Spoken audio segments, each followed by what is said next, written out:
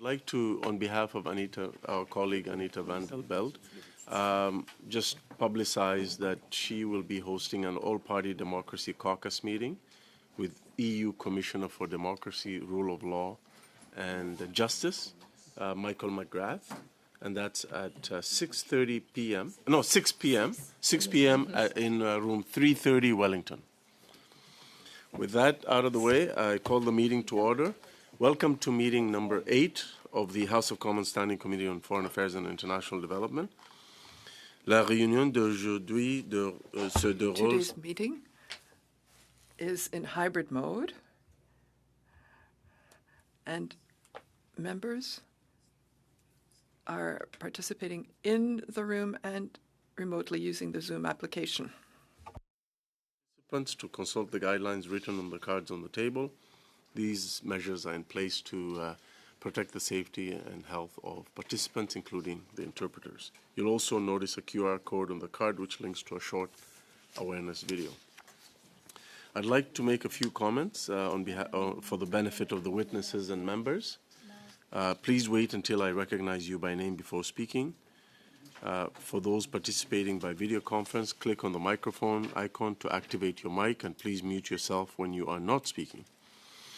A reminder that all comments should be addressed through the chair. For members in the room, if you wish to speak, please raise your hand. For members on Zoom, please use the raise hand function. The clerk and I will manage the speaking order as best as we can, and we appreciate your patience and understanding in this regard. Last Tuesday, an informal meeting was held jointly with our colleagues from the standing committees on finance and on industry to meet with the defense ministers of Germany and Norway and a few parliamentarians. Few of our members attended the meeting. The cost of hospitality is being shared among the 3 committees. Do I have the members' approval for our committee to assume 1/3 of the total cost of that event? Yes. Thank you. I would also like to inform you that the Minister of State, the Secretary of State responsible for international development, Mr. Randeep Sarai, has expressed interest in meeting with the committee and will appear next Tuesday from 11 a.m. to 12 p.m.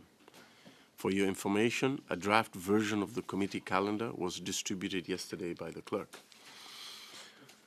Pursuant to Standing Order 106, subsection 2, and the motion adopted by the committee on Tuesday, September the 23rd, the committee is meeting on the study of Canada's Arctic strategy. J'aimerais accueillir nos témoins. I would now like to welcome our witnesses for the first hour. Virginia Mearns, Arctic Ambassador and Senior Official to the Arctic Council, welcome. And Robert Sinclair, former Director General, Arctic, Eurasian and European Affairs, and newly appointed Ambassador to Sweden from Canada. Congratulations. Up to 5 minutes will be given for opening remarks, after which we will proceed with rounds of questions. I now invite Ms. Mearns to make an opening statement of up to 5 minutes. Mr. Chair, thank you for this invitation to appear with my colleague, Rob Sinclair. I'm here today following my recent appointment as Canada's Arctic Ambassador and serving as Canada's Senior Arctic Official to the Arctic Council.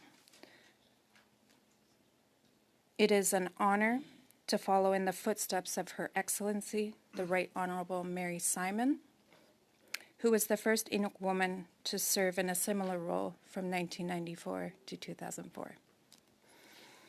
The Prime Minister announced my appointment at the Inuit Crown Partnership Committee in Inuvik in July 2025. This Inuit Crown Partnership Committee advances work on shared priority areas between Inuit and the federal government. So it was a perfect setting for this announcement. I bring to this role deep experience acquired through living and working in Nunavut. I spent 11 years with Nunavut Tungavik Incorporated, the territorial Inuit and rights holder organization, where I focused on social and cultural development policy. That work brought me into regular contact with community-level organizations, their priorities, needs, and aspirations.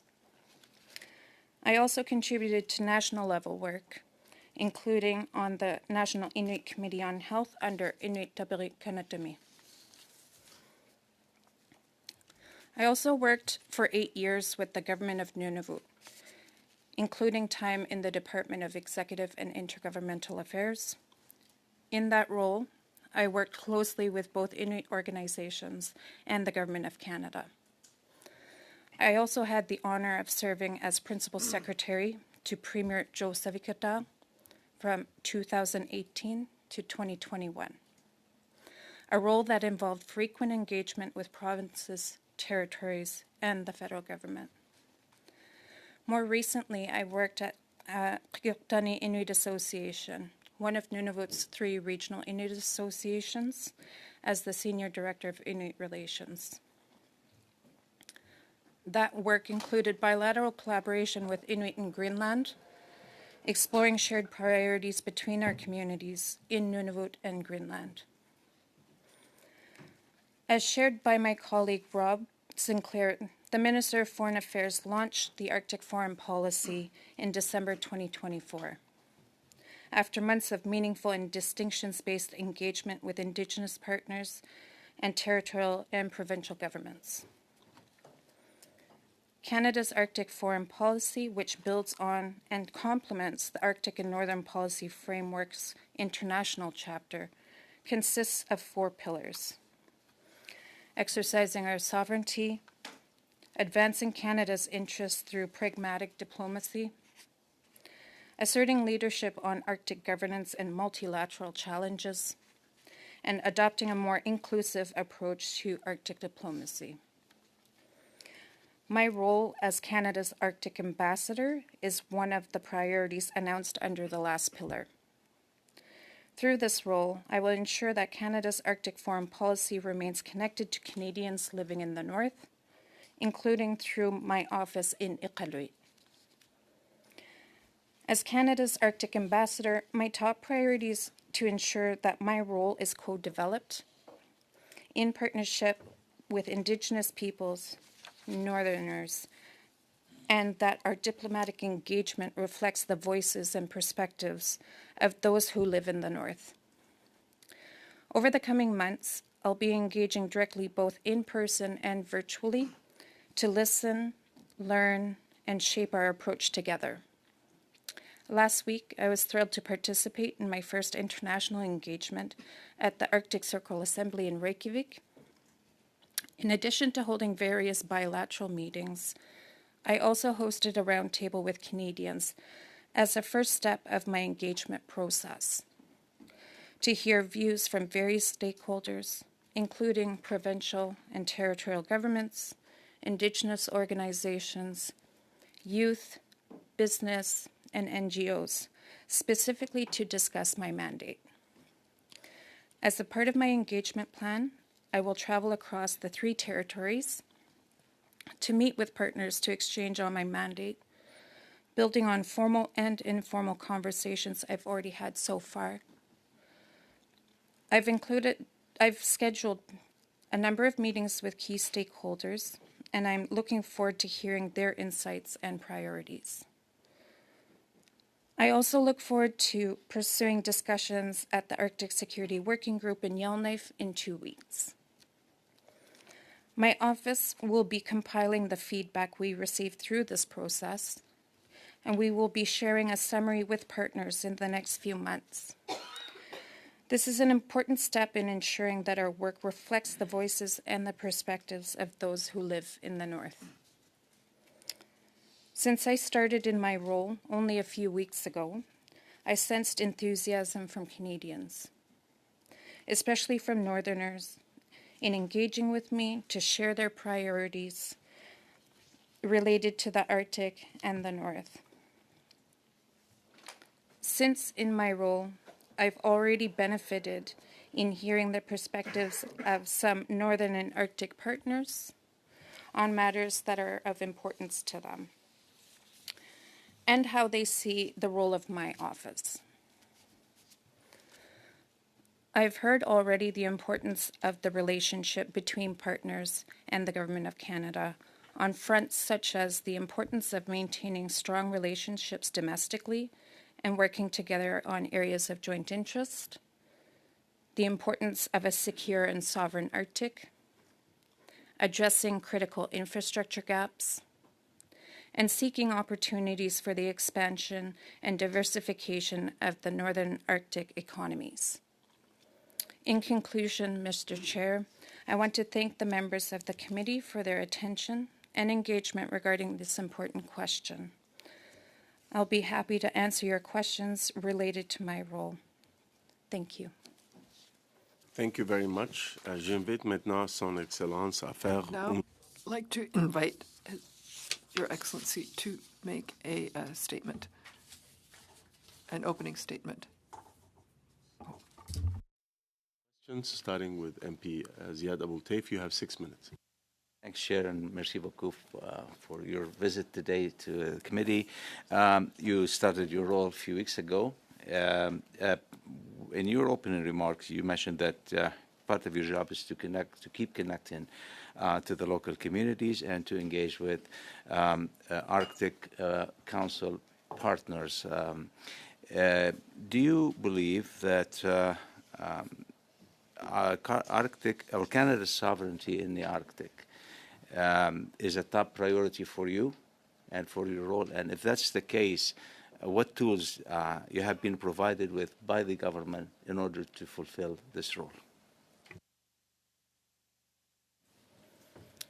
Well, thank you for the question. Absolutely, sovereignty in the Arctic is a priority. And I've been afforded the opportunity to be able to work with many departments already within the Government of Canada that are able to share their perspectives and the way in which they work towards ensuring that we continue to exercise our sovereignty.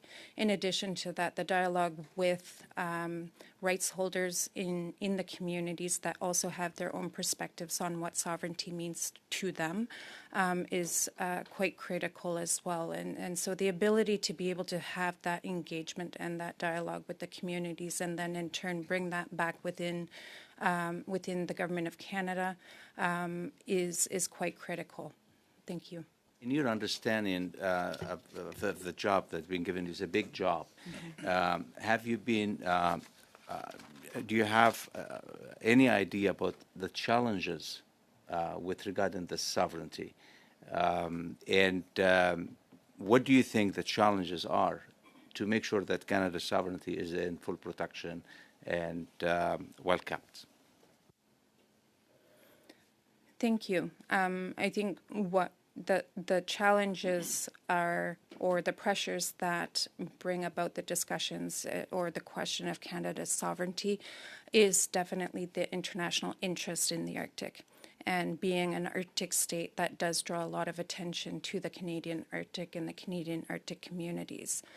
And so it is, I feel, a long-standing priority for Canada. It's not just a flavor of the day exercise that is happening. This is a very important component of Canada, but very important region of Canada, and that's reflected in the relationships that have already been established and maintained with territorial governments, rights holder organizations, and the establishment of a variety of different functions, whether they be regulatory bodies as a result of negotiated and ratified modern treaties. Do you believe that we have any dispute over territorial integrity of the North, of the Arctic, as far as Canada's 20% share with any of the member of the Arctic Council or with other members that non-Arctic Council but have an interest in the North? I don't think that there is an outright dispute. There are, as we know, in a variety of different venues, the international venues in which states are able to assert or to participate in processes that help to identify and confirm the boundaries, for example. We do know that there are multiple states that do have interest in the same areas. And so it's not unique to the Arctic. This is something that is exercised, but I'm not well equipped to be able to get into the details of that right now. Thank you. I want to be a bit specific on, since you mentioned Sure. the other players, that, for example, China has been showing interest, and then they're making moves somehow in the Arctic, sending icebreakers and so forth, claiming that they're doing some scientific research and all. And that's basically a big concern as far as the territorial integrity and Canada's interest that's been there. So have you had any interaction with a Chinese representative or any other members with regarding the Arctic, with regarding the sovereignty issues? I've not. Sorry. You have not. No. Would you? Well, that's a short answer, but thank you. I just want to confirm that. So, what you think? If we look to the list of challenges that we have, what comes up as a top mind for you as our ambassador to the Arctic, as far as how those priorities are going to be, what kind of priorities and how we're going to be dealing with? In the domestic Yes. context? Domestic and international. Thank you. There have been long-standing wide-range priorities for our northern Arctic communities, and I think the recognition of this was really solidified in the exercise of the co-development of the Arctic and Northern Policy Framework that was undertaken in 2019.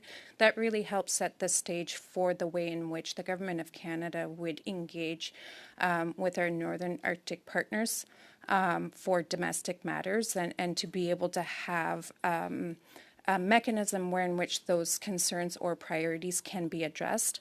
And I think that is a really strong indicator of what can come about, because subsequent to that, there have been policies that have been developed, including the Arctic Foreign Policy, which has built off of the international chapter. And so it is quite critical for us to ensure that we maintain the dynamics that came about as a result of the finalization of the Arctic and Northern Policy Framework.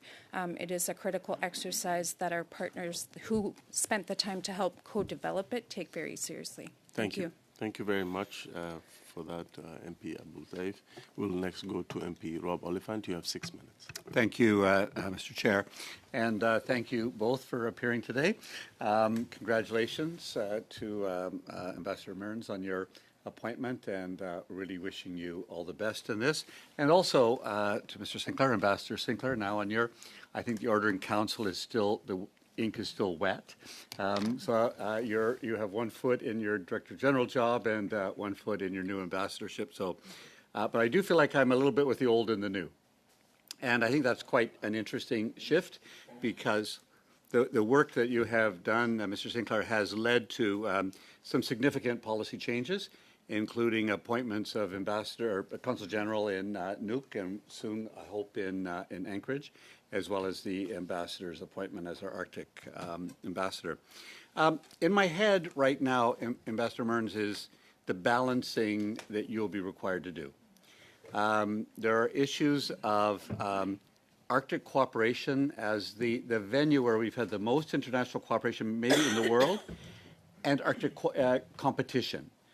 With the exit of Russia off center stage, and now other players, as Mr. Abdultaif was speaking about. So it's balancing cooperation and competition, balancing the need for economic development, resource development, infrastructure, and the environment, and a fragile world in which the Arctic is really probably the most fragile part for Canada in climate change.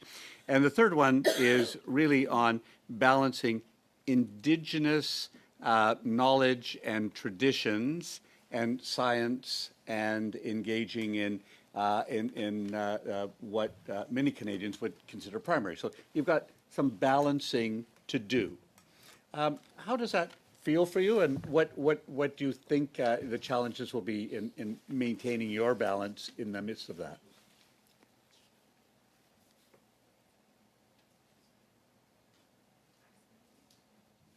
Thank you for that. It is absolutely going to be an exercise of balance, I think, throughout all of this. It is going to be quite critical to ensure that we keep in mind and in the forefront the fact that there are many elements that we have to contemplate on a daily basis. It's not only us, but it is something that our communities are doing now. They have been for quite some time. And because of that balancing exercise, have been able to inform a lot of the way in which we do our work now. And the way in which we engage. I'm thinking of our Indigenous communities who, on the science front, really advocated and pushed to ensure that traditional knowledge, Indigenous knowledge, was respected and in balance with Western science, and to maintain just as much prominence when there is contemplation that is required. And then also the fact that our Indigenous, our northern communities are trying to pursue economic development, to diversify their own economies, to strengthen their economies locally, and then also really tackling the quite difficult questions of how to ensure stewardship of the environment. Because that is so critical from our Indigenous community perspective to ensure that we have a healthy relationship with our environment. And so it is not something that I will endeavor to pursue, that I'm thinking I'm the first one to do this. There is thankfully a lot that we can continue to learn from, and also lean on our communities to be able to have the insight that is going to be very beneficial for us going forward. Thank you. And I think I was in Reykjavik for the Arctic Circle Assembly, and what I noticed there, perhaps since I've been involved in this issue many years, is Canada's prominence at that event. It was different. Partly with the absence of two bigger partners. Russia was not there, and the Americans, due to their shutdown of government, weren't there in a presence. I found Indigenous people from Sami and other Greenlandic people, as well as Western European northern countries, looking to Canada for leadership. Does that feel like an opportunity or a challenge?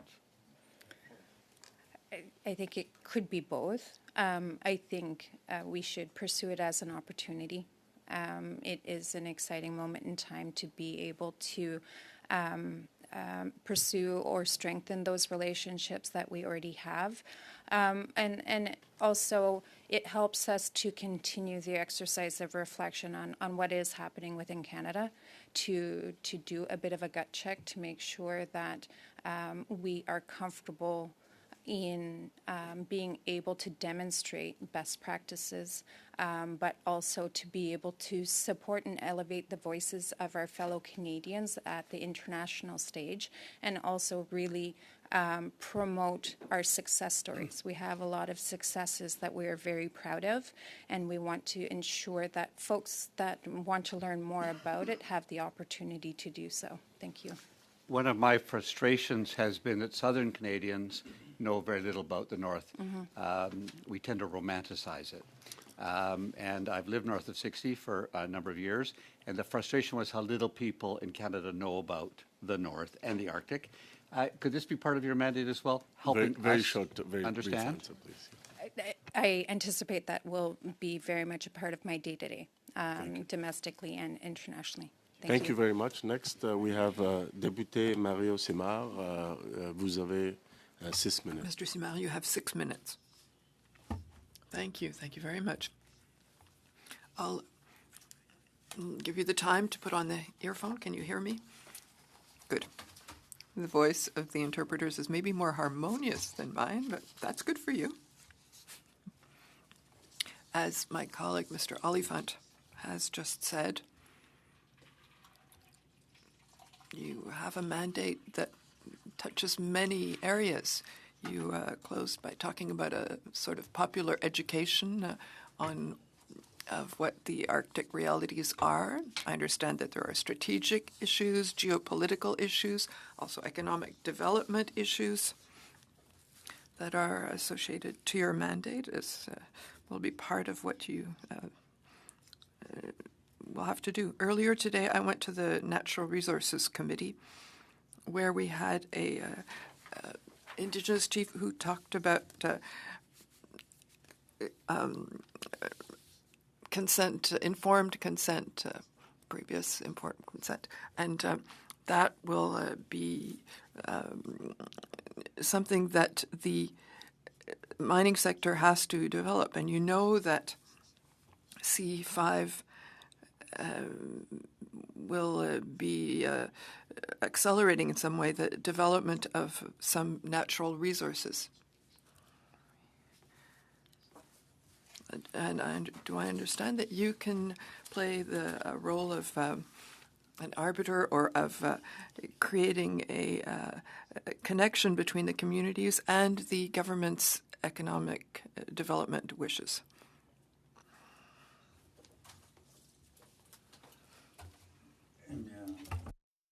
Communities with respect to new opportunities that are being pursued, and what does that mean for the Northern Arctic communities? I think one of the strengths that we do have in the territories in particular is the regulatory regime that exists, that has come about as a result of the ratification of modern treaties with various groups, and those are the mechanisms that are protected rights. These are mechanisms that have to be adhered to. And so ensuring that there are assurances that these mechanisms will not be skirted, that they will indeed continue is going to be quite critical. Also ensuring that Indigenous Northern communities have a strong understanding of where their opportunities lie. Because of these major investments that are coming forward, nation-building opportunities should also include opportunities for our businesses that exist in Northern Arctic communities as well. Thank you. Merci. Thank you for your answer.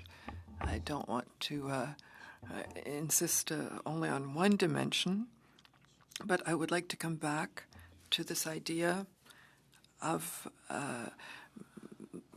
more intense development of Canada's critical minerals, because it involves primarily the north, where most of the critical minerals can be found.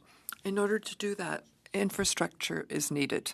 What I understand from your reality is that there's already a extreme need for infrastructure in the north. So to develop infrastructure, there have to be people in the territory, there have to be people there. One needs economic development and people living in the area.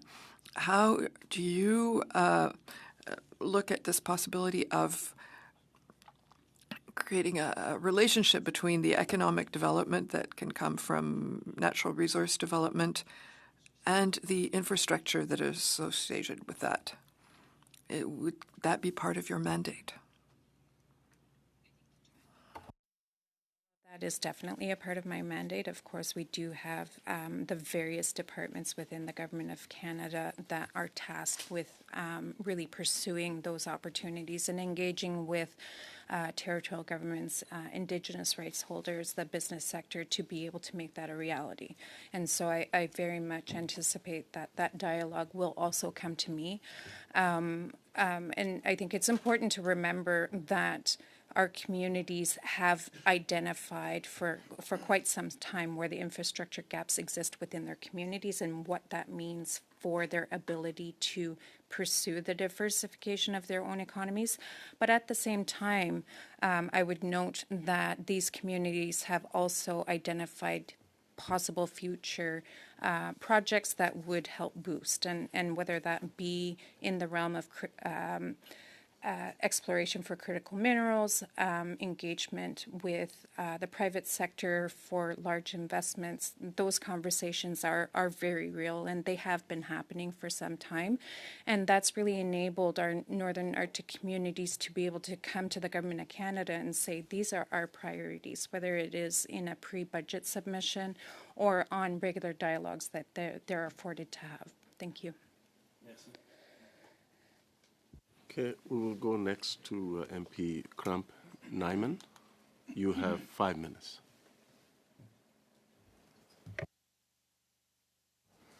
Perfect, thank you, and congratulations on your appointment. To start off, I'm just curious what drew you personally to this role and what are you passionate about? Thank you. First off, it was very exciting to see the release of the Arctic Foreign Policy and it be explicitly describing the fact that this role was being reinstated. I think it's a very critical role and it's a critical moment in time. I at that time in reading the policy or even the executive summary, I never imagined that it was going to be something that I would have an opportunity for. And so it is incredibly humbling to have this opportunity. My interest is, first and foremost, I saw it as the opportunity to help elevate the voice of our communities, and I want to recognize also the leaders that have been doing that for decades. Our community leadership, our territorial, regional leadership have been doing that, and I think this is also another opportunity to kind of add to that. But then also equally to be hopefully helpful in bringing to our communities some of the things that are happening in Southern Canada, but then also on the international stage. Thank you. Excellent. Thank you so much. I'd like to speak more specifically about the evolving dynamic that we have with our partners in the South. And I'm curious, with the shifting U.S. trade and energy policies, what opportunities or challenges do you anticipate for Canada's northern development?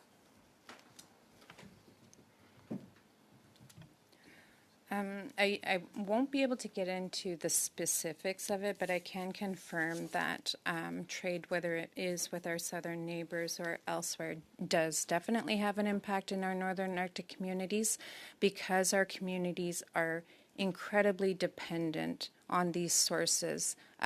We don't have the sorts of capabilities that exist in southern Canada, whether it is access to lumber immediately, to steel products, those sorts of things. And so having the reliance on sourcing that elsewhere has a direct impact on what can happen and how quickly in our communities.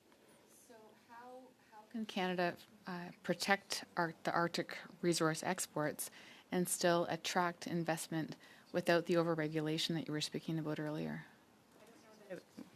Sorry. Yeah, I think it's a critical component of that open dialogue between the Government of Canada and our communities and where the interests lie, as well as being able to expand what is already known as opportunities and really look at it from a global perspective, and work together with our communities, with our territorial governments, and our rights holders to ensure that there is a coordinated fashion when that happens in pursuing those. So in the spirit of coordination and collaboration, how do you see Canada's leadership style in the Arctic? How do you see that complementing rather than competing with our American ambitions in that region? Well, I think it really helps to demonstrate the strength in the relationship domestically, to be able to really showcase and work together on those opportunities, but also demonstrate not only to our American neighbors, but to others that there is definitely opportunities in our northern Arctic communities, but it has to be done in the Canadian way. And that requires coordination, that requires cooperation domestically, but then facing outwards as well. Okay, Thank you. And perhaps my last question, is there a message that you would like to share with the committee as to Canadians in the South so that we can better understand the realities of the North? Sure. I think what I'll say is that there is ample information and a lot of willingness from Northerners to share what our reality is, to share stories of our successes as well. I think there tends to be a lot of negative emphasis on what's happening in our Northern Arctic communities and not so much on the positive, and recognizing that there are very complex, unique dynamics that exist and that are Canadian.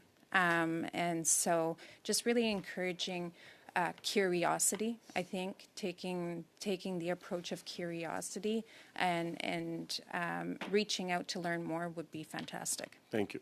Thank you very much. Next, we're going to go to MP Mona Fortier. You have 5 minutes. Merci, Monsieur le Président, et merci Thank you, beaucoup. Chair, and thank you very much for being here with us today.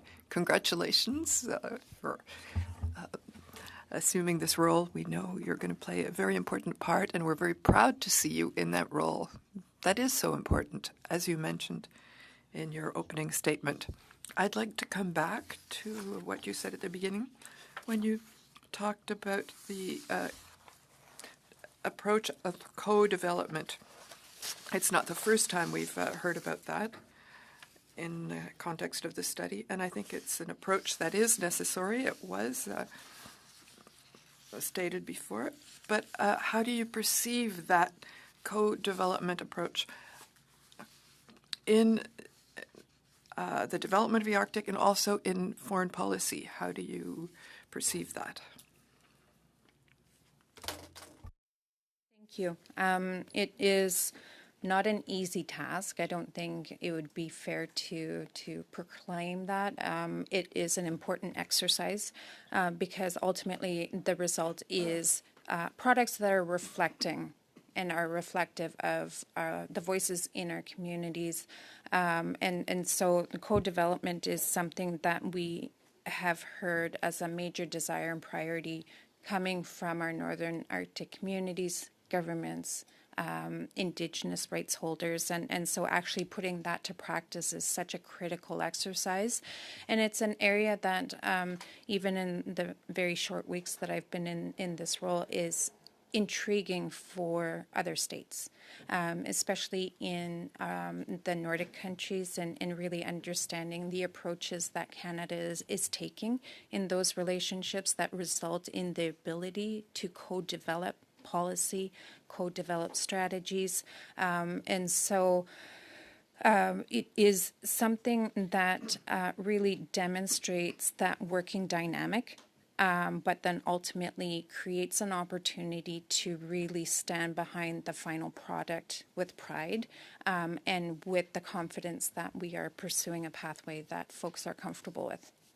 Puis, juste par curiosité, peut-être pour le bénéfice Just out of de... curiosity, maybe for the benefit of somebody like myself, who's also learning, how could we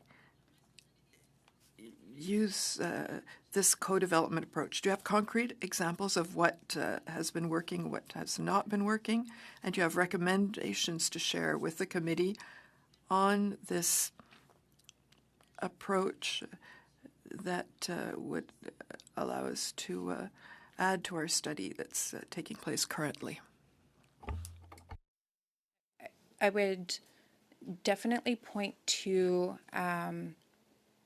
committees such as the Inuit Crown Partnership Committee that had been formed in 2016. You see a lot of co-development and also the discussion commitment to work on areas of joint interest.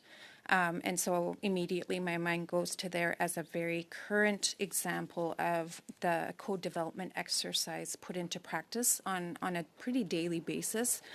I think the other component that I want to highlight and raise when it comes to the exercise of co-development, we have to keep in mind that there are modern treaties that call for that. It is a right that is constitutionally protected, and there are moments in time in which co-development is actually required. And so that really helps to keep or establish parameters wherein which it is very appropriate to pursue the exercise of co-development. Thank you. Puis est-ce que vous avez, pour le comité, And for the committee, because I don't have much time left, would you have a specific recommendation that you would, of something you'd like us to look at more closely in our study, especially for priorities that we should keep in mind? There's an opportunity to come back to the committee. I think after my engagements, preliminary engagements that I will be pursuing, I think I'm hoping that there may be some priorities that, concrete examples that I'll be able to bring back.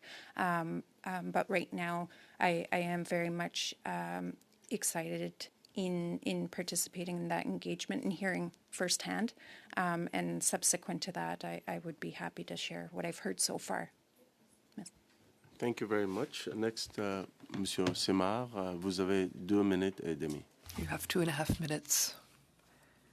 Thank you very much, Chair. You've just talked about co-development, which is a dynamic, and correct me if I'm mistaken, which is a dynamic that's more applied to development projects, economic development and infrastructure development. And you've said that in certain modern treaties there can be parameters related to this. What I'm interested in is more the idea of social development. We know that in the North there's a need for social services and health care services. And it seems to me that 2 weeks ago we had a witness appearing before this committee who said that there was a huge gap in terms of social services, and especially those provided in Indigenous languages. And this person had difficulty being served in their mother tongue. And I wonder if that issue is a part of your mandate. Would you have some recommendations to make to the committee about that? That would be welcome. Thank you for the question. That's a very important question. It's a long-standing, unfortunately, a long-standing experience that a lot of our community members continue to have. The one example that I can use that is from Nunavut specifically, there is a specific article, Article 32 of the Nunavut Agreement, that stipulates the requirement of not only the Government of Canada, but the Government of Nunavut to ensure Inuit participation in the development, the review and development of socially and culturally related policies, which also includes education, health, justice. And so it is not necessarily my place in my current capacity to intervene on those. There are very clear parameters in which the responsibilities lie within the governments, but also with the representative organizations. I am fully expecting that it will, similar to our previous conversation, the dialogue will come to me in different ways. And so being maybe a conduit back into the Government of Canada to highlight whether or not there are specific concerns on that front, if it is shared with me, I feel that there is a responsibility I have to bring that back into the Government of Canada. Thank you. Thank you. Thank you very much. Merci. Next, Merci beaucoup. Yeah, we're out of time, sorry. Next is MP Michael Chong. You have 5 minutes. Thank you, Mr. Chair. Thank you to our witnesses for appearing. Ambassador, I've got a few questions for you. When the Prime Minister appointed you, he said that your mandate would be to focus on engagement with Canada's like-minded countries. So which specific countries will you be engaging with among that list of like-minded countries? Thank you for that question. Yes, most definitely, that has been made clear, is like-minded countries such as the Nordic countries, the European Union, as well as like-minded countries such as Japan and Korea. And so those have been identified primarily as focal points that I can pursue and engage on now. And so this is something that I very much look forward to having that dialogue. And I assume then that the United States would be the focus of Ambassador Hillman in Washington with respect to the Arctic aspects that touch on relations with the United States. Well, yes, but there is an opportunity in my capacity also as senior Arctic official to the Arctic Council, where I do have an American counterpart Okay. as well. And there you will be obviously engaging with them as well Yes. at that forum. That's right.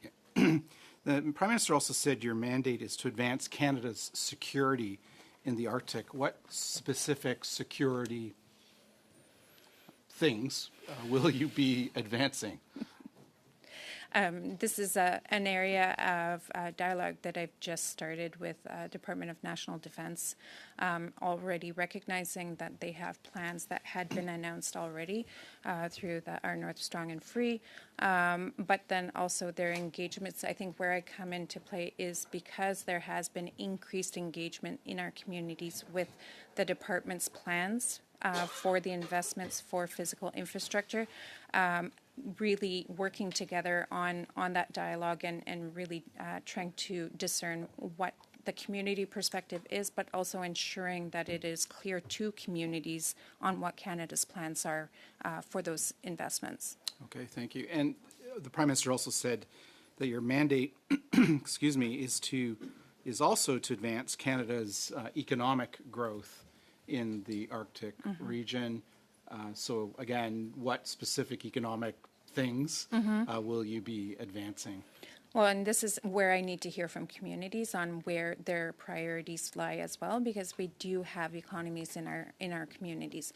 We have development corporations, we have entrepreneurs, we have organizations that are supporting them as well in a coordinated fashion. And so I will not go in presuming to propose or institute something and disrupt ultimately. But I do know that there is a desire, for example, in really opening up within the territories, being able to work together.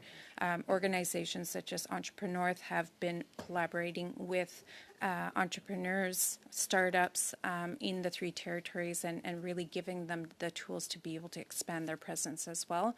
And so working in collaboration with those that are already doing really the hard work and ensuring that they have the space needed to succeed is going to be a very interesting component as well. Thank you.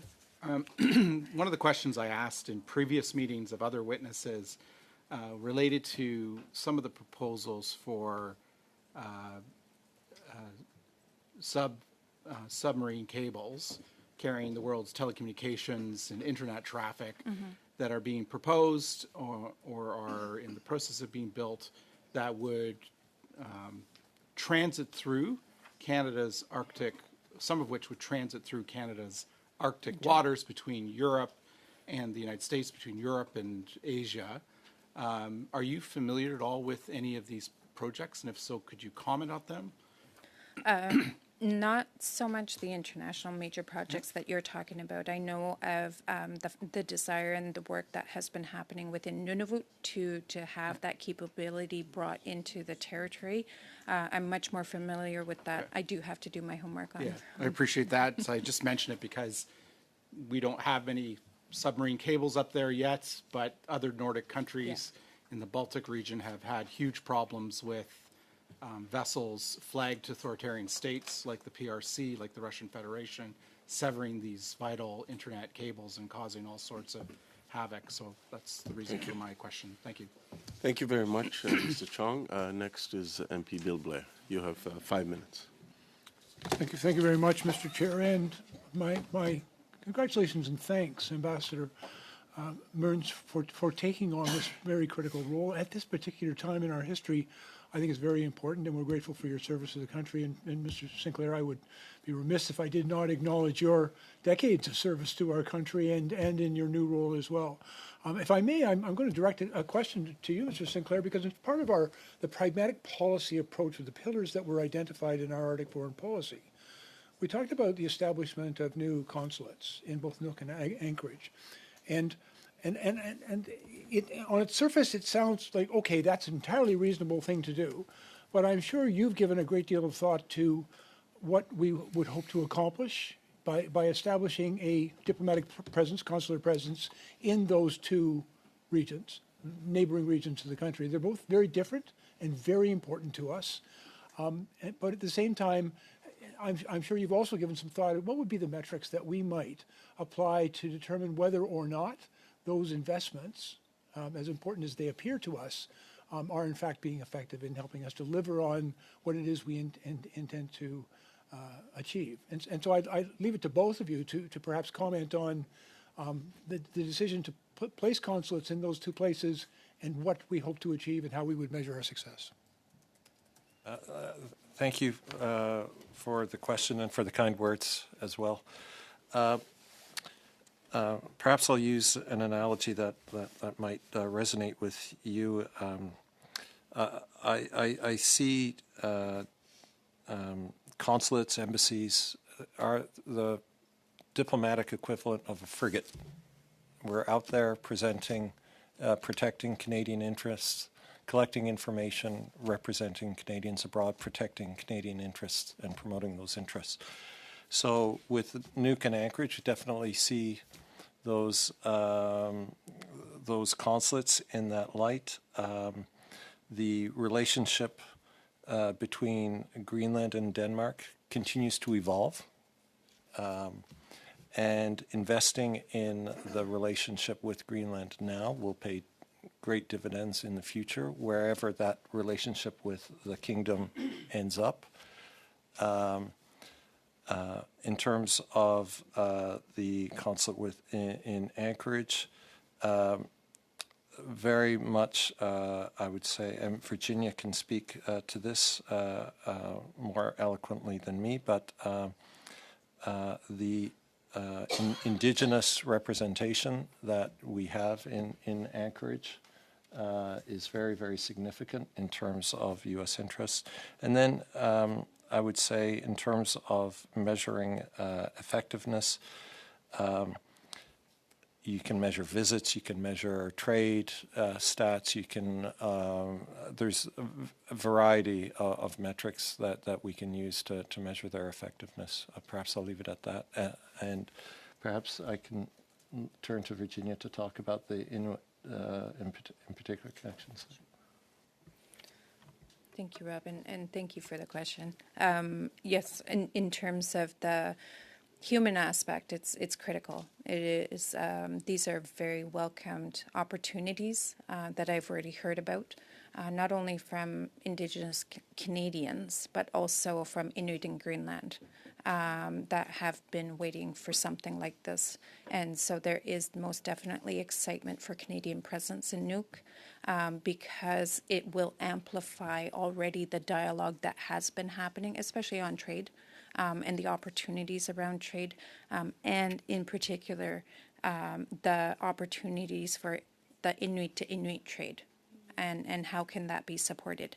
And equally, and maybe slightly on different fronts, on the Western side, there is that very lengthy, strong historical familial tie that exists with not only First Nations, but also Inuit that are in the Yukon, in the Northwest Territories, and their very strong relationships with the Indigenous peoples in Alaska as well.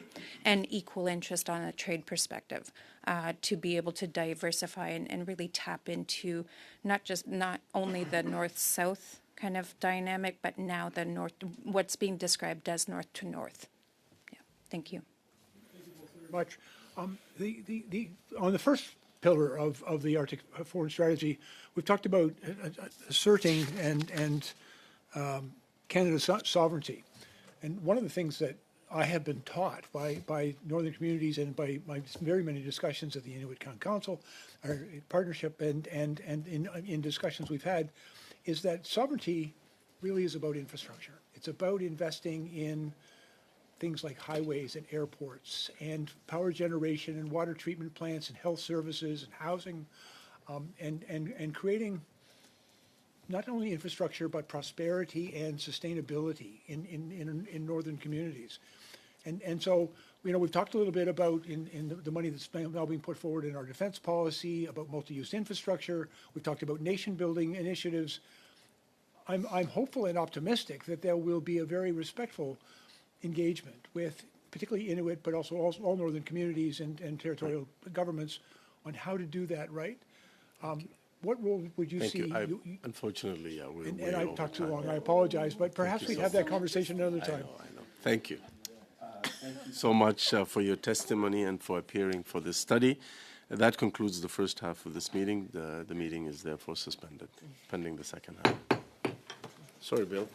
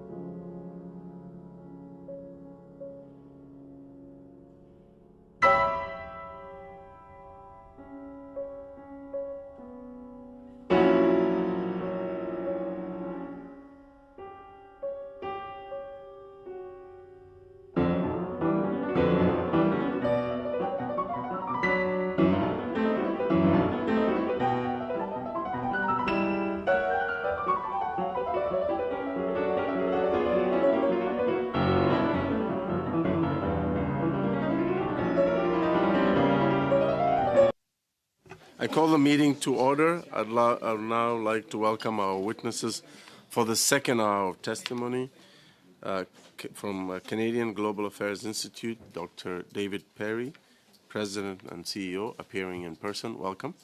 And as an individual, Dr. James Ferguson, Senior Research Fellow, Center for Defense and Security Studies, University of Manitoba, appearing by video conference. Welcome, sir. Up to 5 minutes will be given for opening remarks, after which we will proceed with rounds of questions. I now invite Dr. Ferguson to make an opening statement of up to 5 minutes. Please proceed. Good afternoon. In response to the spring 1972 North Vietnamese offensive, the United States retaliated with an unrestricted bombing campaign, including the mining of Haiphong Harbor. At anchor and transiting to and from the port were Soviet merchant ships, creating the possibility of a major incident.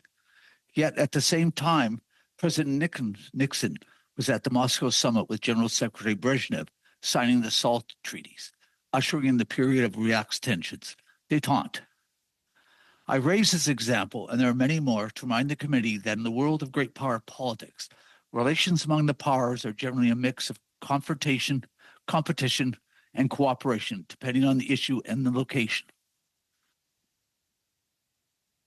Nothing is more dangerous to international peace and security than when powers perceive the world in black and white terms. Polarization is the harbinger for a major war, which is in the interest of no one. While the steps taken by the West and Canada since the Russian invasion of Ukraine, and even earlier, are fully understandable, these steps should not color areas of legitimate competition and cooperation. This should be the case for the Arctic and the security of the Canadian Arctic. Security requires a mix of deterrence or defense capabilities and diplomatic interaction. Canada, along with its allies, has taken important first steps, long overdue, to provide enhanced defense and security for the Arctic and North America. However, the country and our allies have neglected the diplomatic side of the equation as a means to provide reassurance that defense initiatives are not perceived as aggressive or threatening per se by Russia as well as China. No one wants to stumble into war by misperception and accident. Placing the Arctic Council on hiatus was an understandable signal or message to Moscow, but the time has come to return to a normal relationship with Russia, which includes ministerial meetings of the Council. The return of working groups, albeit with Russian scientists engaged virtually, is a useful first baby step. This is a way to begin normalizing and insulating relations with Russia and the Arctic from the Ukrainian imbroglio out of common interest. Nonetheless, the time has come to the process of ministerial re-engagement. In no way would this legitimize Russia's invasion of Ukraine or undermine Western and Canadian support to Ukraine. It would enhance cooperative security measures within the gambit of the Arctic Council. At the same time, with existing and planned defense initiatives in the Arctic, consideration should be given to open low-level diplomatic military discussions and Arctic Security Forces roundtable to develop and implement confidence and security building measures to avoid misperceptions and potential accidents which might be perceived as threatening. Finally, it's important to recognize that the vital defense initiatives being undertaken by the government do not serve to undermine the economic and environmental security of the Indigenous and local communities. These initiatives and the building of new defense infrastructure must not put a strain on these communities. In conclusion, these considerations require bold and potentially unpopular leadership by Canada in cementing its place as a leading Arctic state. I look forward to expanding on my comments and answering other questions related to Arctic security. Thank you. Thank you very much for your remarks. I now invite Dr. Perry to make an opening statement of up to 5 minutes. Thank you very much, Mr. Chair. Members of the committee, thank you for the invitation to speak to you today. In the last 3 years, two trends have connected in a way that they haven't for a number of decades. The first was a need for Canada to strengthen our Arctic defenses to respond to ongoing actions by Russia and China to modernize their militaries and employ those modernized armed forces in concert with other elements of state power in ways that threaten Western and Canadian interests. Given both of those countries' demonstrated capability to take military action either through the Canadian Arctic against targets in the rest of Canada or North America, or against targets in the Canadian Arctic itself, there is an imperative for Canada to strengthen its Arctic defense arrangements. This is for both our own national interests, as well as to better help protect the wider North American continent alongside our American allies, both in a NORAD context and beyond. This changed strategic circumstance and the threat picture offers, I believe, an opportunity for Canada to help our American allies enhance their defense posture at a time when the United States is increasingly concerned about the defense of their homeland. A second and a very positive trend that we've seen over the last 3 years are several policies published by the Government of Canada that will improve our Arctic defense posture as a result of NORAD modernization, our North Strong and Free, and Canada's Arctic foreign policy. These have included funded projects to enhance northern defense infrastructure, modernize our aerospace capabilities, and smaller investments in satellite communications, enhanced Arctic logistics, and maritime sensing. There was also the direction in our North Strong and Free for the defense team to explore a range of additional investments that would further enhance our Arctic defense and contribute to an improved defense of North America overall, if they are actually funded. This includes exploration of a conventionally powered submarine fleet, which I'm happy to see that we're pursuing with remarkable vigor and speed. I hope to see soon that same enthusiasm reflected in the exploration of those other initiatives directed to be explored, including integrated air and missile defense, Arctic vehicles, embarking maritime helicopters on our Harry DeWolf class ships, ground-based air defenses for critical infrastructure, and drone and counter-drone technology.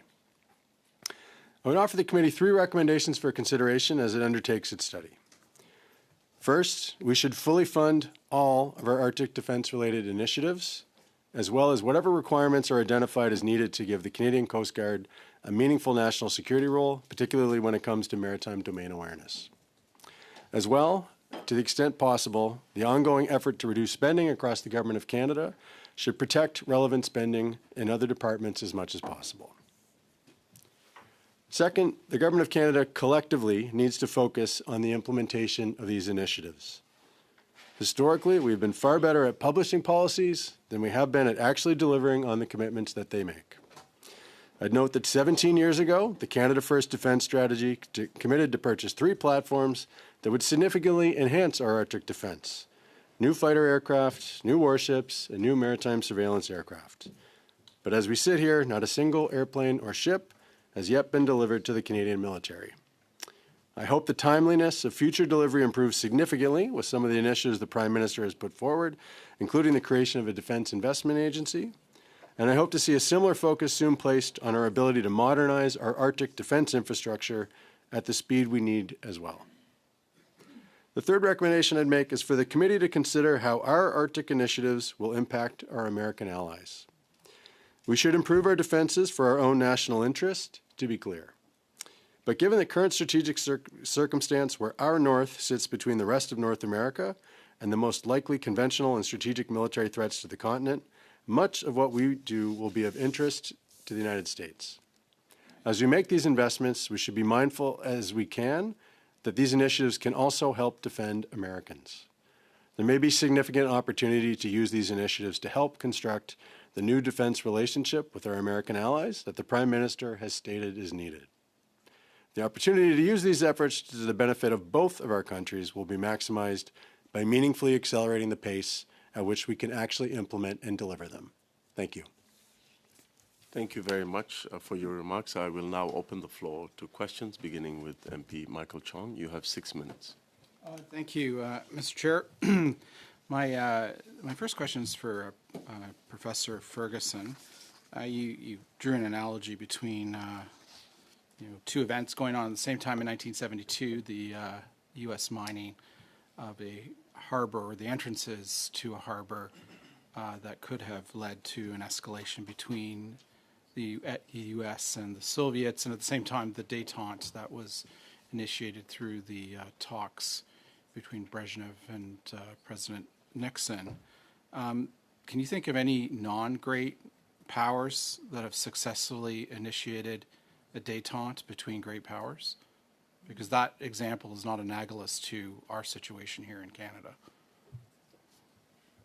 Status of lesser powers, weaker powers, middle powers, whatever label you want to use, is always problematic. But if you want to go back to the 1950s, in the context of the beginnings of the Cold War, Canada, under the leadership partially of Lester Pearson in the Saint Laurent government, made initial steps, partially because the Europeans were still recovering from the Second War, to try to act as a mediator or an interlocutor between the United States and the Soviet Union as it's evolved. So there are steps that lesser powers and weak powers can make to facilitate it. And in the case of Canada and the Arctic right now, these are steps we need to consider.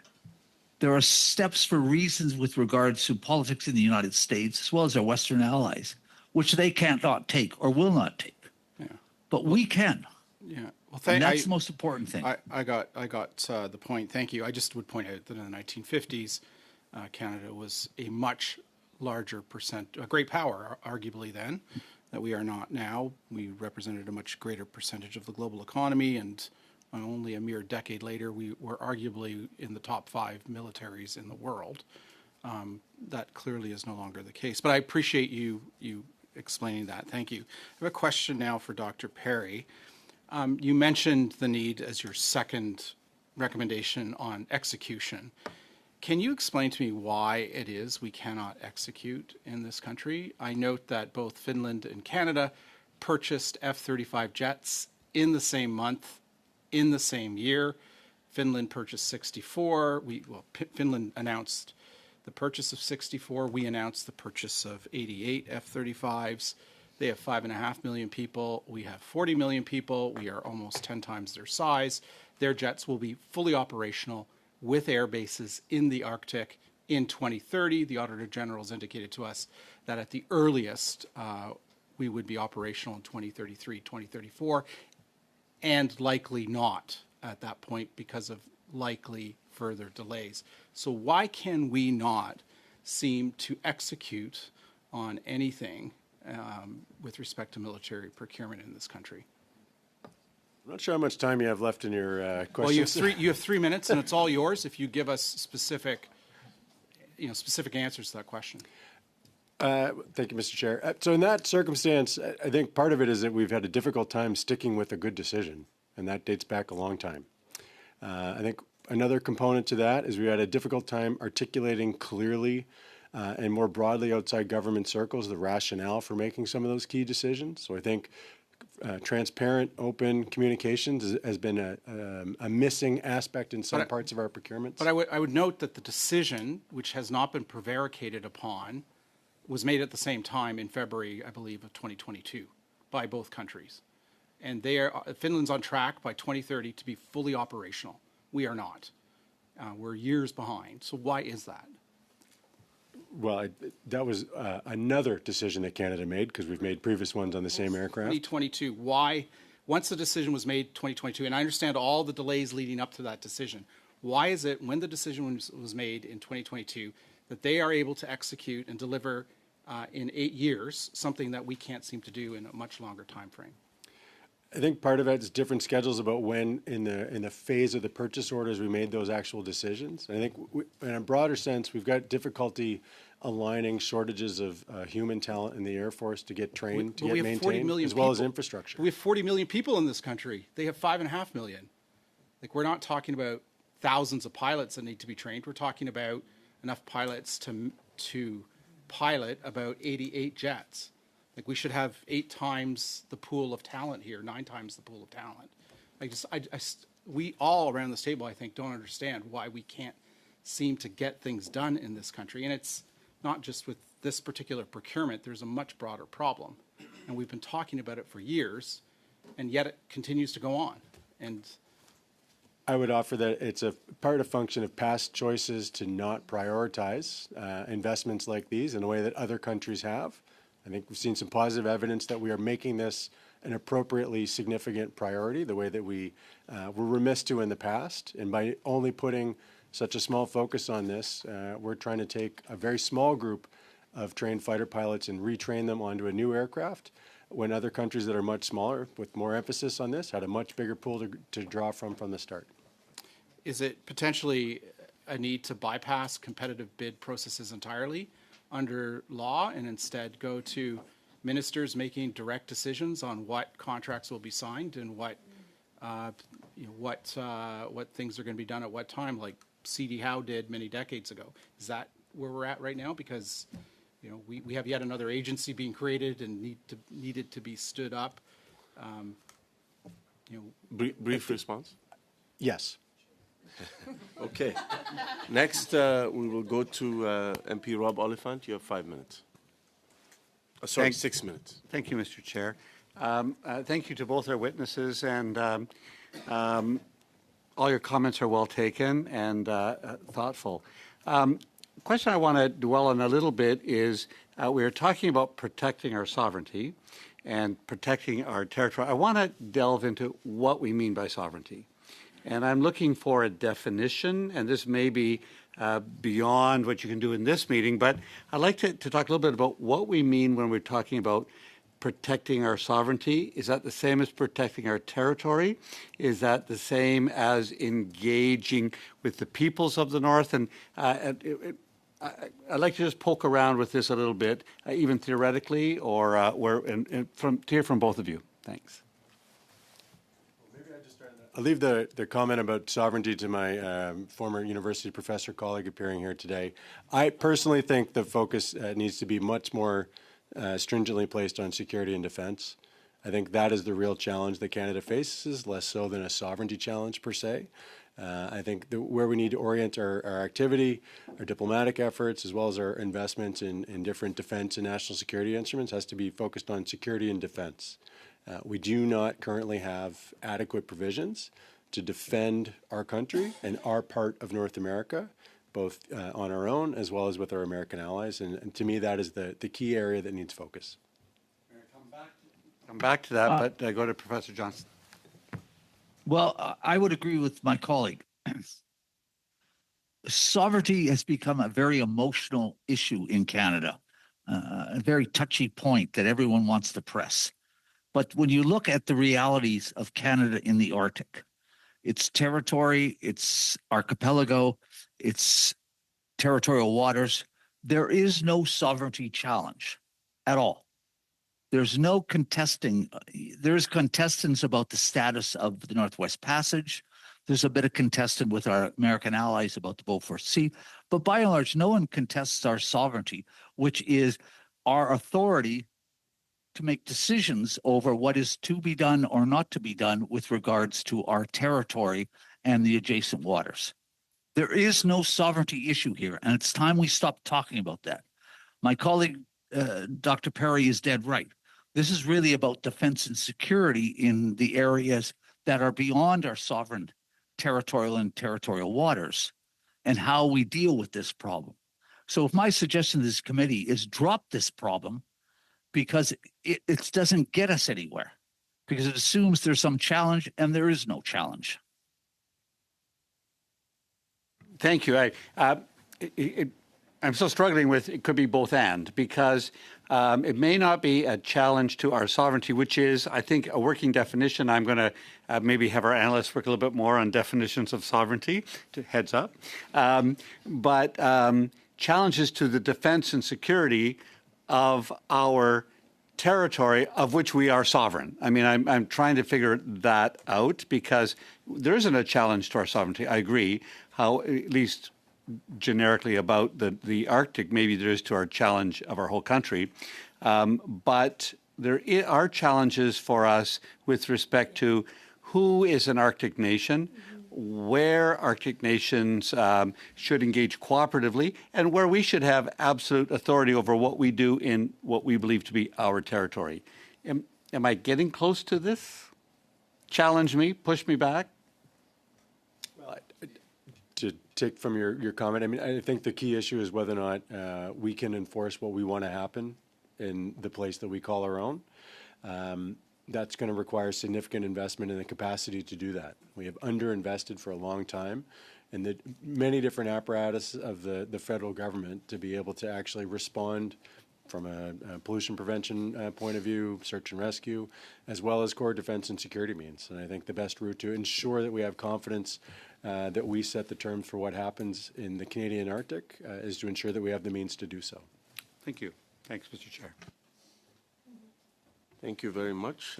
Monsieur Simard, vous avez 6 minutes. Mr. Simard, you have 6 minutes. Thank you very much, Chair. I'll give you a few seconds, Mr. Ferguson, to ensure that you can hear me. Is the interpretation working? Can you hear it? Yes, good. So just so I understand clearly, in your statement, when you talked about Arctic security, you talked about the diplomatic side that we seem to have neglected. And I would like to have some examples of what you mean by neglecting the diplomatic aspect in the Arctic.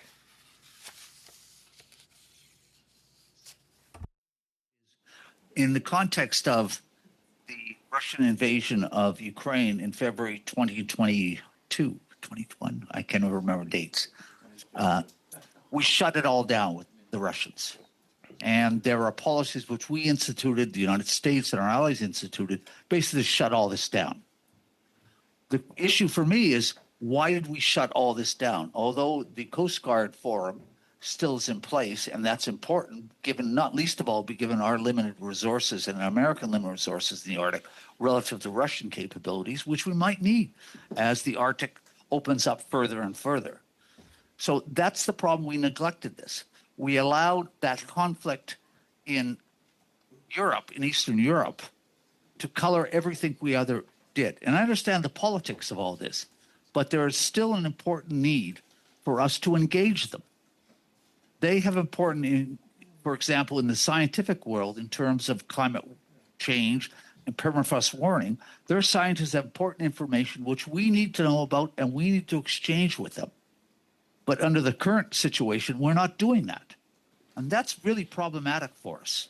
Because you have to ask yourself, at the end of the day, where does the Arctic sit relative to the areas of confrontation or conflict we have with the Russians or even the Chinese? They're really not in the Arctic. The Arctic should be understood as a zone of cooperation because we all have common interests in the Arctic. And if we don't do this, then what the Arctic potentially becomes, unintentionally, a spark to something that we don't want to go down the road. It requires bold leadership, and unfortunately, we haven't had no bold leadership for over a decade on how to manage this. Merci, merci beaucoup. Thank you very much. Your answer reminds me of the intervention of a witness a few weeks ago at this committee on maybe a fine understanding, although of ice melting and climate change. The witness said that the possibility of navigating Arctic waters, even with the ice melting, is not very high because it's still an environment that's very hostile to any type of navigation. So one has to be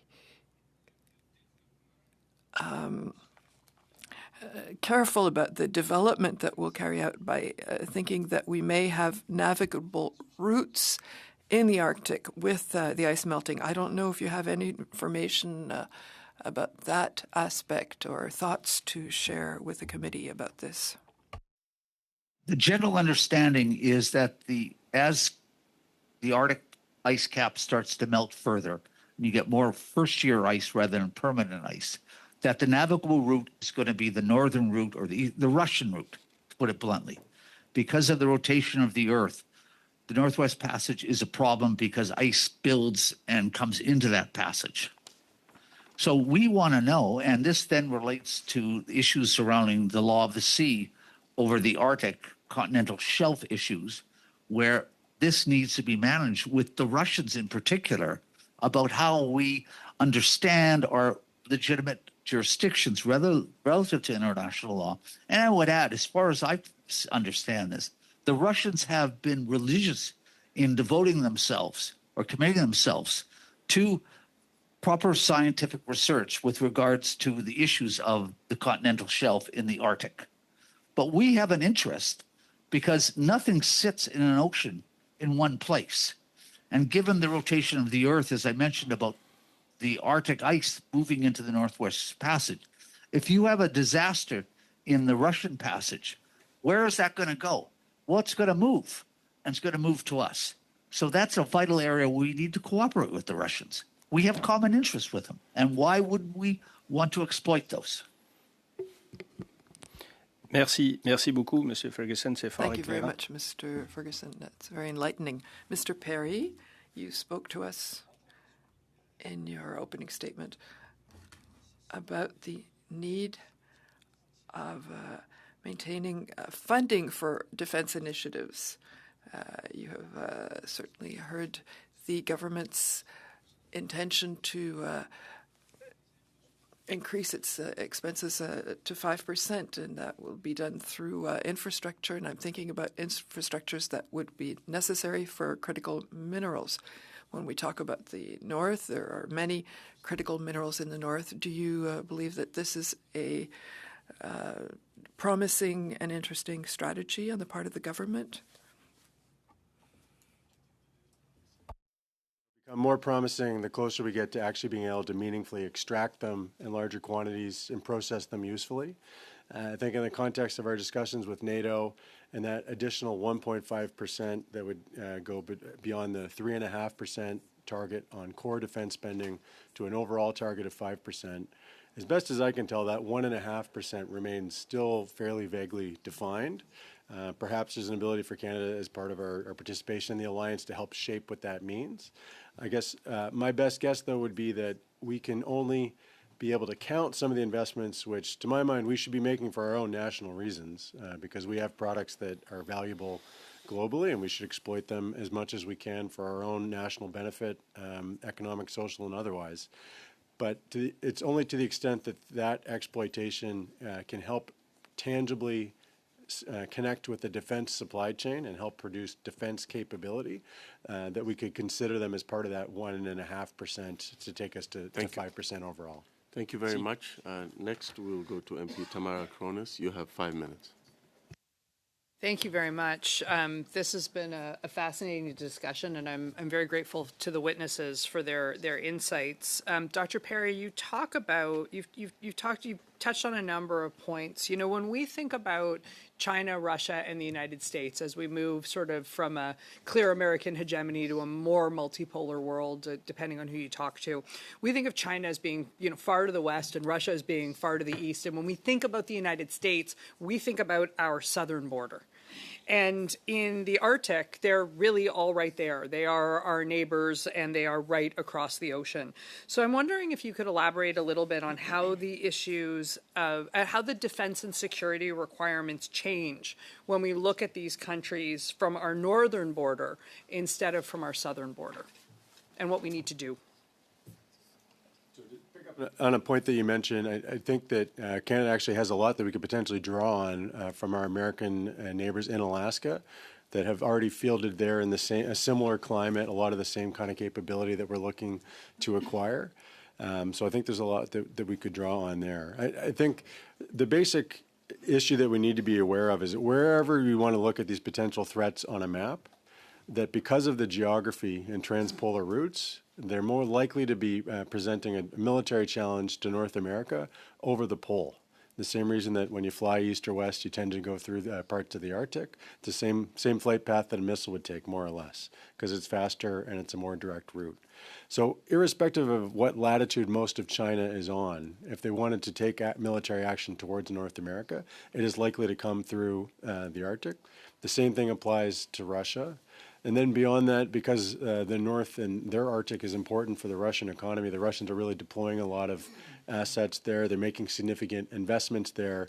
So they've positioned a lot of what for them are strategic forces that could be used anywhere in the world, and they are just already positioned in their north, which further increases the likelihood that they might be used in a way that would come over the pole and therefore through Canadian Arctic territory. So just to follow up on that, in your opening remarks, you talked about Canada being behind. How far behind are we? Are we behind? And is it, how far behind are we on critical minerals? How far behind are we on mining? How far behind are we in terms of our defense capabilities? And if you have any insight on what we need to do to speed it up, I'd love to hear it. So on the Russian front in particular, they started reinvesting in a lot of these capabilities with northern application close to 20 years ago. So I think maybe waiting 5 years or 10 years to be certain that that was a trajectory that was certain to be a problem. We could have maybe had a little leeway for about half the time that it's taken us to really kick into gear to start responding. But I think at this point we're well overdue. In terms of things that we could do, I think there are a number. Part of it, as we discussed earlier, we have a tendency to be extraordinarily Canadian and wanting to have competitive environments in all circumstances. I think there's a lot of environments in where it doesn't make any sense to create a competition just for the sake of having one. So making more decisions on a sole source basis would be smart. There's a number of other things that we should do. I think we're trying to do a lot at the same time. We're undertaking the most comprehensive military modernization effort since we rearmed for the Korean War. And I think we're doing so with a government of Canada administrative apparatus and bureaucracy that's a little heavier than it was in the early 1950s. Until we can change that, I think we need to make priorities. And I think one of the priorities that we should make is on focusing our efforts on Arctic capability, both for our own reasons as well as because I think it's an opportunity to have a constructive discussion with the U.S. administration and do something that they want. And I'd just like to get one more question in there, which is in terms of flashpoints. You know, one of the things that we really talk about a lot off the coast of British Columbia is fish and the ocean warming, and the fish are moving north. So there's fish, there's trade, there's defense, there's land.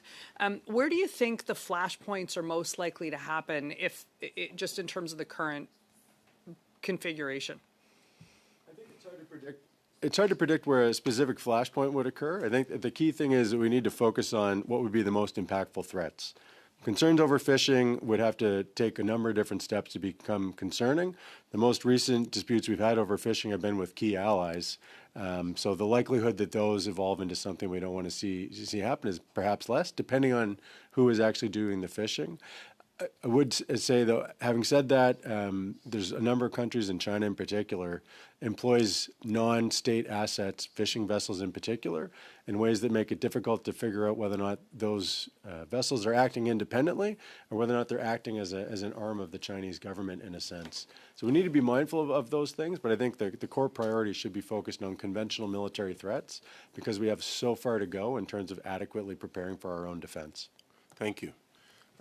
Mr. Brendan Hanley, Member of Parliament, welcome to the committee. You have 5 minutes for questions. Thank you, Mr. Chair, and thank you to committee members and to the guests. Thank you for the opportunity to be here for a short time. As noted, I'm not a regular member of this committee, but this is a topic of some importance to me as a member of Parliament for the Yukon Territory. I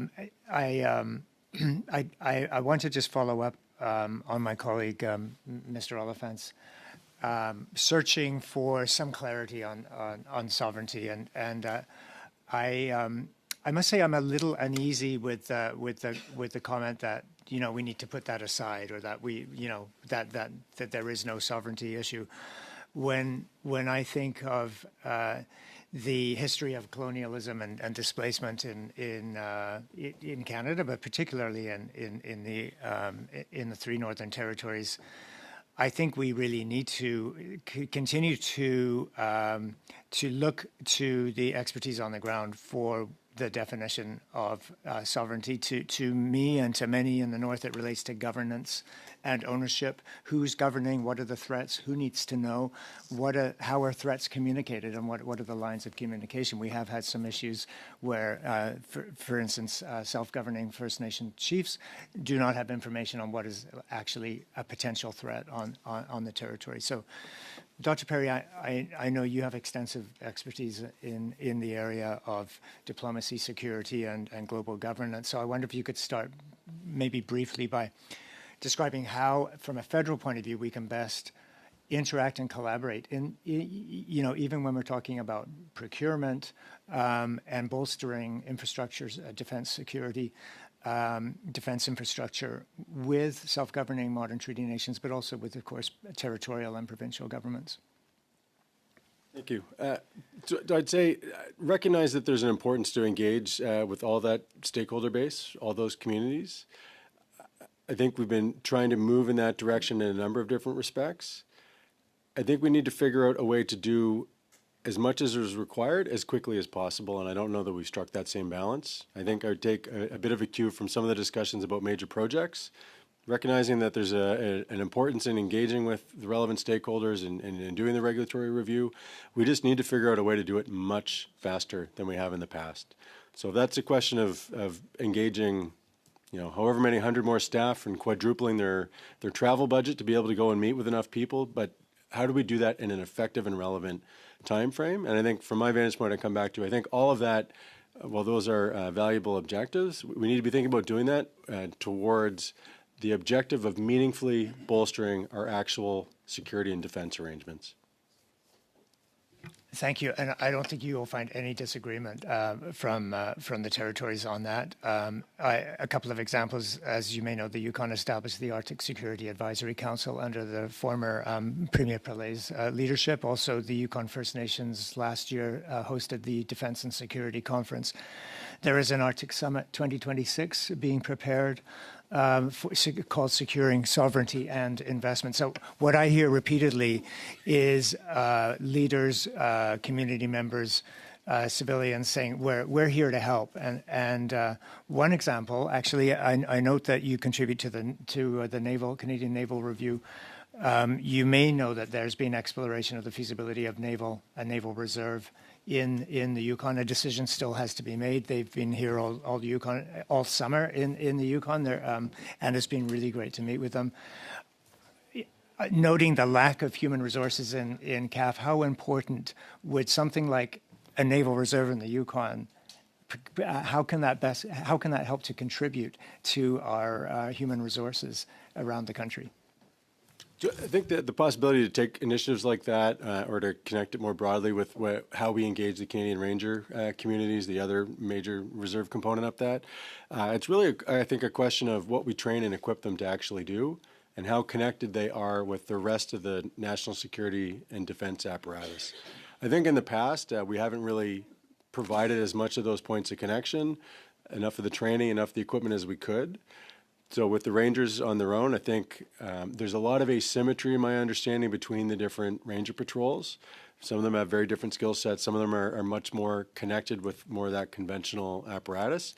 Standardizing some of that, improving the training, improving the equipment, improving the connectivity, I think is a significant asset. And if we could take a model like that, the Naval Reserve Initiative, the real key is what we can get them to meaningfully be able to contribute. Just creating an organization and having a certain number of people be part of it will create a certain benefit. But if you can really give it utility and have it be well connected, well equipped, well trained, that's where we're going to get the maximum benefit.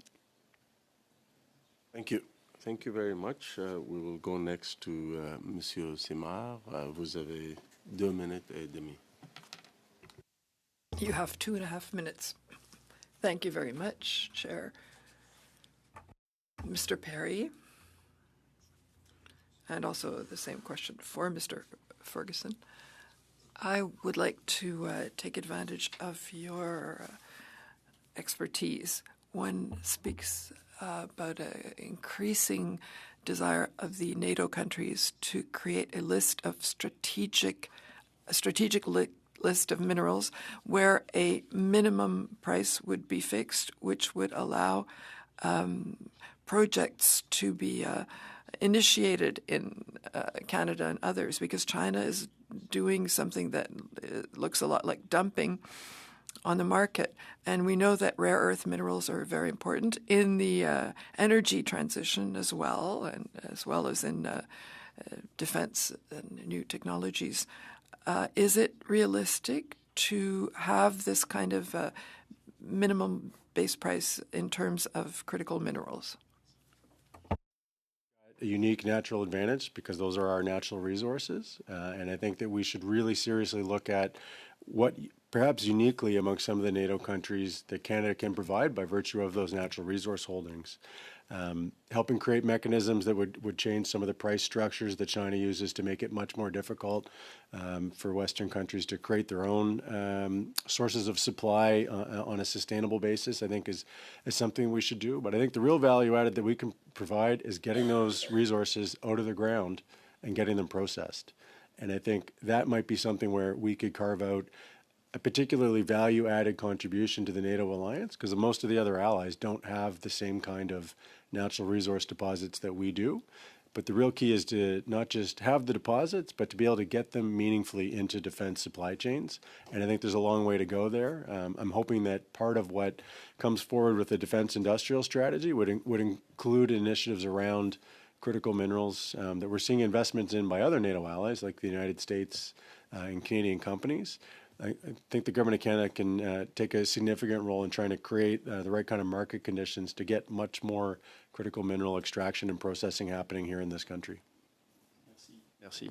Je ne sais pas si M. Ferguson veut renchérir. Thank you. I don't know if Mr. Ferguson would like to add anything about this. I would add something and emphasize it more. This is not about the Europeans. This is about Canada with our access to critical resources, which the Europeans don't have. And we are dependent for now pretty well on the Chinese. These are decisions for Canada to make. Whether we can actually shape the marketplace and control the marketplace is a difficult question because we live in a market which is a global market. But nonetheless, this is not a question for our European allies to decide. This is a question of Canadian leadership. And this is why I think in the context of Arctic security and the Arctic as a whole, we should be one of the leading powers. We may be a minor military power, but we have certain assets which are vital for everyone, and we need to dictate and dominate rather than allow our allies to try to dictate to us. And usually when you try to control the marketplace, it fails when governments try. Thank you. Next is MP Abul Taif. You have 5 minutes. Thank you, Chair. Thanks for both witnesses, and Dave, welcome again to the committee. I have two doctors here. I can't help but to ask if you both can define to me what is the term pragmatic diplomacy.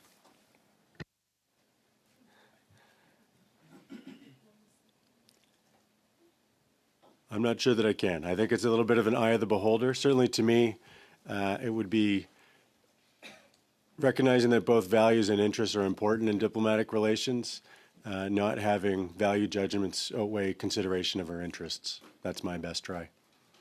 Ferguson?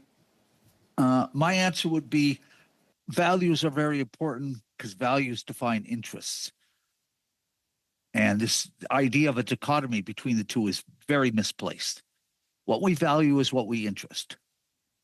And importantly, in that context, when values become driven by emotions, then you cannot be pragmatic. To be pragmatic is to put your emotions aside and think particularly, and it's difficult for every country to be able to identify all the various factors that employ or are involved in national interest. But there's need to prioritize those and to rationally consider the costs and benefits when you consider what is most important and what isn't most important in national interest. If you allow emotions, domestic public opinion, this is the point I made about sovereignty. You start playing in that emotional, and security is also played in the emotional game. Then governments become handicapped. They start to be driven by emotion rather than pragmatic, rational decision-making. And this is the concern that I have with the current state of affairs in this country, and not just this country. The first time I heard this was by the former Prime Minister, former Foreign Affairs Minister, Mr. Joly, and thankful to the explanation. Now, that is also used in the Arctic strategy that's set by this government. Do you believe, Dr. Ferguson, after your explanation to the term, that the Arctic policy reflect what you've described of the pragmatic diplomacy? No, not at all. It's more domestic political posturing. It's emotional. It doesn't look at the realities which you need government leadership to push forward in pragmatic thinking about the Arctic. And why in my initial comments, I tried to emphasize that we have to think in terms of our interests in the Arctic, our defense and security in the Arctic, relative to the Russian interests, as well as the Chinese interests. And China is a great power, and they wish to be true. Their Arctic initiatives are designed not because it's so important to them. It's because we're great powers. We belong to be involved in all global issues. So as far as I'm concerned, it's good domestic politics, but it's not pragmatic, rational thinking to advance ourselves and our interests. Dr. Ferguson, you also mentioned at the beginning of your opening about the potential accidents. And we are about to see a potential accidents at any time because we cannot take lightly the challenges and the threat, especially by Russia and further by China. Do you believe that Canada has the military capacity to defend the Arctic sovereignty or the Arctic territorial integrity, for a better sake, if this is the term that you prefer me to use? The simple answer is no, we don't. As my colleagues pointed out, and I would emphasize that, well, we are 15, 20 years behind the curve. And if the government does follow through, and my concern is they think that what is in the plans right now is good enough. It's not good enough. We need to develop those capabilities, advanced capabilities, to signal our potential adversaries or potential competitors and potential cooperative that we are able to defend ourselves, to deter credibly any threats to our territory and our sovereign rights. And until that is done, we are simply behind the curve. And we've been behind the curve for a long time. We've finally woken up, but I'm fear that we're going to fall back asleep again. Dr. Perry, the final word on this question is to you. Please go ahead. Quick response, a brief response. I would just echo my colleague that I do think we've had a long time to wake up, and that's why I focus on we really need to start implementing. I take my colleague's point that I don't know that we've gone far enough of what's already planned. The more important thing to me in the near term, we have to deliver what we said we would do a long time ago and a couple of years ago. Thank you both. Thank you very much, MP Abu Taif. We now next go to MP Bill Blair. You have 5 minutes. Thank you very much, Mr. Chair. And I'll try to be quick because there's a couple of, I think, important points I'd like to pursue. It's a pleasure, by the way, Dr. Perry. This is the first time in all the years that we've known each other that I get to ask you a question. So, but my question really is around preparedness. And I would sort of push back a little bit on some of your earlier observations, if I may. We've already delivered, for example, 5 of the 6 Arctic Offshore Patrol vessels. The new Protector class vessels, joint operational support ships, are being delivered, 1 this year, 1 next year. The P-8 contract for multi-mission aircraft is also well underway. That was a sole source contract, as you well know. My question really is about NORAD modernization. An investment Canada is making some $38 billion in over-the-horizon radars just as the first step. But I would point out that we're actually well ahead of our American colleagues in NORAD in the establishment. We've identified and acquired 4 sites. We're entering into contracts with the Australians to acquire the technology. That will give us domain awareness, at least aerial domain awareness. And with some of the moves that have been made about bringing the Coast Guard into the defense portfolio, for example, will also improve our capacity for building maritime awareness through sensor deployments, et cetera. So I think there is some progress that's being made. And I think I share your skeptical optimism about some of the investments. But because I've got Dr. Ferguson here and you, I'd really like to focus my question on integrated air and missile defense. You know, for a number of years, Canada had a policy not to be involved in that. That policy has now changed. We've made a very clear articulation in our defense policy update and in some statements and investments the Prime Minister has announced that we're going to invest in integrated air and missile defense. The Americans are talking about the development of their Golden Dome. But there's a fundamental issue that I'd like to canvass with both of you, and I think it speaks to our sovereignty. And it's whether or not, in an integrated air and missile defense with our NORAD partner, the United States, would we contemplate or consider allowing the Americans to deploy their missile defense installations and equipment on our sovereign territory? Or do we envision instead an integrated air and missile defense where those deployments would be Canadian facilities, Canadian weaponry, Canadian capability, integrated within the NORAD context with our American cousins? I would be concerned, if I may, that if we leave it to the Americans to defend our sovereignty, it's no longer our sovereignty, it's theirs. And I think it's a fundamental question that, from a foreign policy standpoint, that we have to consider as to how we would participate fulsomely in North America's integrated air and missile defense system? I'll turn, if I may, to you, Dr. Ferguson. You are right that issues surrounding how we respond, and I would point out to the committee, the Canadian policy from the defense minister to lift restrictions on air and missile defense never used the term ballistic. And that's the key sort of elephant in the room here. Exactly what is our policy on engaging ballistic missile defense? And the Americans, I think, if you look historically, in terms of our relationship with them, we've had American forces deployed on our soil under certain arrangements and agreements, and this is what the future. But we can't define that unless we are in the context of American decisions about what they need to do to enhance their ballistic missile defense and integrated air defense. Integrated air defense is not that big a problem because we've been doing that with NORAD for a long time. The missile defense is a different equation entirely. So we have to think in terms of negotiating and understanding with the Americans what they think is valuable for the defense of North America, which is effectively always the defense of the continental United States at the core and understandable, and then make our decisions on the basis of, for example, if the United States proceeds with a third ground-based mid-course phase defense in upstate New York, what can we do that will enhance our defense and enable us to get into the decision-making process that will ensure that we have some priorities for the defense of Canada. Right now, we are in the dark. And this is a question of discussions and negotiations with the Americans as we find out more about where the Americans are going, because we're in the dark about that right now as well. But this has to be done interactively with the United States. We cannot make decisions on our own for reality reasons. And again, I think that's the core of that discussion has to become around integrated. But the form that integration takes place is something that I think Canada has a strong national interest that needs to be asserted. Dr. Perry? A couple things. One, we currently have no sovereignty over those decisions because of a previous decision that we didn't want to take part in a full defense of North America against missiles. And I think between myself and my colleague, I think a lot of this depends on the terminology.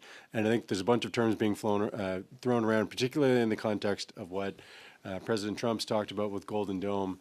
There's potentially a whole bunch of different systems and initiatives at play. But I think in the broadest sense, you can't have an integrated system if you've previously had a decision that you didn't want to defend yourself against one type of missile. Which was a prior policy that I'm very happy to see the Government of Canada changed because I thought it was totally nonsensical. I think anything we do from this point forward would be better than our previous decision to simply not engage in our own defense. I do think that there's I think a couple of different considerations about how we move forward. One, I'm not sure, given the nature of the relationship with the United States over the last several months, about whether or not it'd even be a potential possibility that the U.S. would deploy a system on our territory rather than expecting us to take a leadership role and actually make that investment ourselves. I think we probably are in a space in that relationship where we shouldn't expect the United States to be doing anything else like that for us, and we should be thinking about what we can do for our benefit that might also help them. And I think in that context, my strong suggestion would be that we need to understand as best we can what this current state of these wider interconnected systems are, what we're doing with some of those initiatives that we're already committed to under NORAD modernization and some of the other ones that are already somewhat underway, but I think can be accelerated further. How much of that we've already committed would be of interest to the United States? Could we make some adjustments to where we're looking at deploying certain sensors or interceptors in a way that the U.S. might find a benefit from?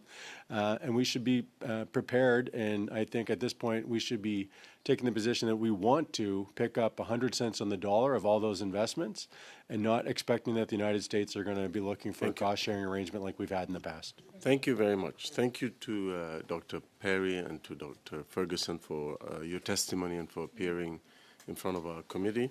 That concludes the meeting, members. Is it the will of the committee to adjourn the meeting? Yeah? Thank you. Adjourned.